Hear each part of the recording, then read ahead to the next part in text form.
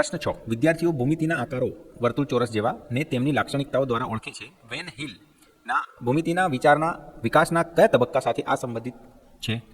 તો જવાબ આવશે ઓપ્શન બી, વિશ્લેષણ એટલે કે એનાલિસિસ.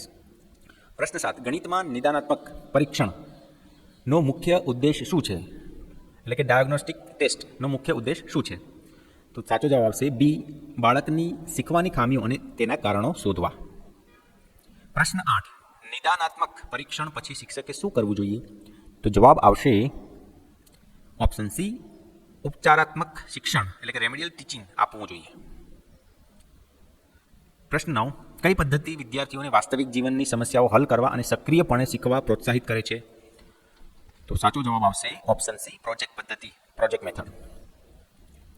પ્રશ્ન 10. ગણિતની ચિંતા ઘટાડવા માટે શિક્ષકે શું કરવું જોઈએ?